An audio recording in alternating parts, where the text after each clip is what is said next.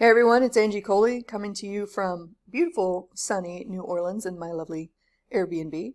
So today I wanted to talk to you about focusing on your control. So for those of you who have been in business for a little while, you probably are a little bit familiar with this, right? You need to set goals in order to bring in the income that you need to support yourself and your lifestyle and this business as you are growing it into something hopefully a little bit bigger than you so that you can chill out and relax a little bit. But one thing that I see happening a lot with people that are new or maybe intermediate, I can speak, I promise. Let's do a little bit of coffee. So people that are newer to business often conflate goals with things that are in their control. And here's the thing. No amount of willing money to fall from the sky is actually going to make it happen. I mean, you can reach out to as many people as you want to, but if they're not ready to buy, you needing money doesn't change their priority of not being in a place to buy right now.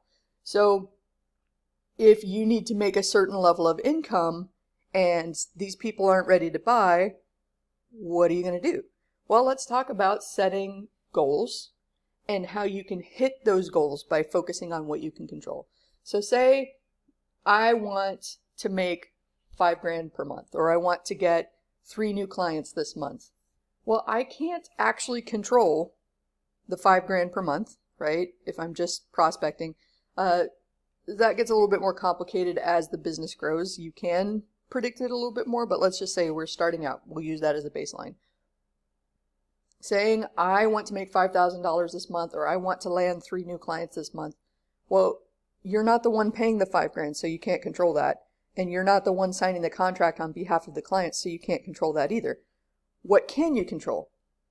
The amount of people that you reach out to, the number of sales conversations that you have, the ads that you run to try and get in front of people, the calls that you make trying to get in front of people, the follow-up emails that you send, because fortune is in the follow-up. That is a saying because it is true. Do not reach out to one person one time and then think that you're done. They're not going to remember you. They're busy. They forgot any number of reasons. So you have to make it a habit of following up, circling back with people, and making sure that your name stays on their mind. Trying to be helpful, not trying to be a nag, like, hey, did you look at the thing yet? Hey, are you ready to buy it? Nobody wants that kind of pressure, but hey, I was thinking about your business today because I saw this thing in the news. Like, just staying in touch. Fortune is in the follow-up. Make sure that you tattoo that on your brain. I don't know. Recall that.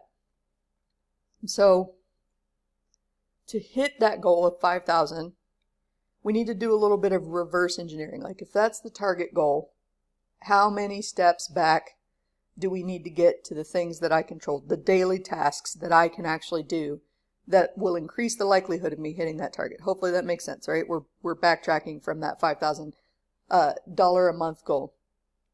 Okay, so to hit $5,000 a month, I need 2 clients at $2,500 this month. Okay, to sell 2 clients, I probably need to reach out to at least 200 people. This is just basic marketer math that says that conversions, like making the sale, is actually going to be around 1%. So if 1% of the people that I reach out to say yes, and this is why, between you and me, this is why it's important to not take rejection personally. That's just the way the numbers play out, which is why it's a numbers game when you're first getting started. So to reach $5,000, I need 2 clients at $2,500 this month. To get those 2 clients, I need to reach out to 200 people this month, which means 50 people a week. That's pretty doable when you break it out, which means 10 people a day. That seems pretty doable. And now all it is a problem of who to reach out to and how best to contact them and what to say, all of which are figure-outable problems. But, like I said, hoping and wishing that somebody is going to sign on the dotted line and give you the money that you need right now just because you're ready for it doesn't mean that they're ready for it. So if you were just starting out, just be prepared for this eventuality. There are things that you can control. The outreach that you're doing, the prospecting you're doing, the networking that you're doing, the promotion of your business, the content that you're putting out, the skill sharpening that you're doing, all of the activities that you can personally do are things that you should be focusing on.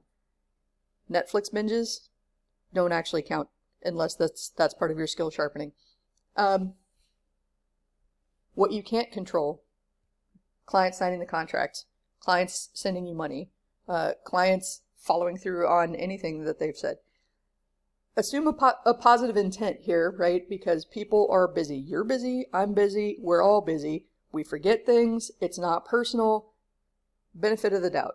But if they're not ready to buy right now and you're ready to sell, well then move on and hope that the next person is ready to buy. And if they're not ready to buy, move on to the next person and hope that they're ready to buy. And if you run out of people, start back at the beginning and, hey, remember me? I'm circling back on this.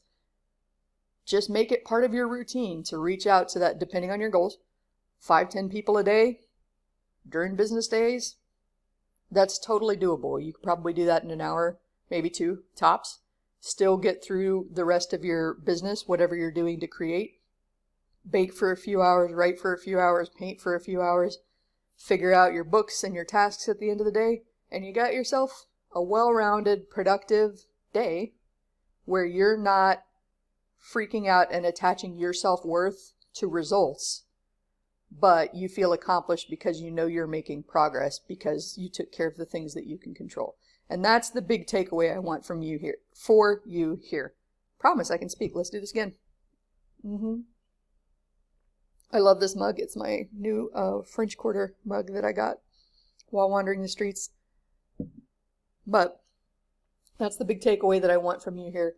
Most often when people are feeling frustrated as entrepreneurs, like, this isn't working. Oh my God, I'm failing. I suck at this. Why do I suck at this?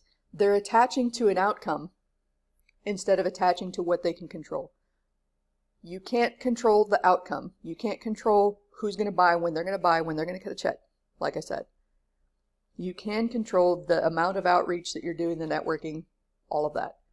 So attach the way you feel about yourself to the progress you're making on those daily steps that you can control.